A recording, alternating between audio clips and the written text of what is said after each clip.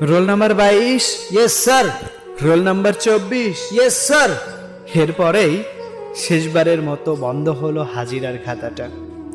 হয়তো পড়ে থাকবে লাইব্রেরির কোণে এক ধুলো মাখা শহরে। হয়তো ওই খাতাটা আর কোনোদিন খুলেও দেখা হবে না। ধুলো জমে জমে পৃষ্ঠাগুলোও পূরণ হতে থাকবে। সেখানে জড়িয়ে থাকবে 10টা বছরের মায়াজালে ছিন্ন করা সেই আবদ্ধ পৃষ্ঠাগুলা। কিছু নাম আর তার সাথে জড়িয়ে থাকা জীবনের সকল উষ্ণ স্মৃতিগুলা।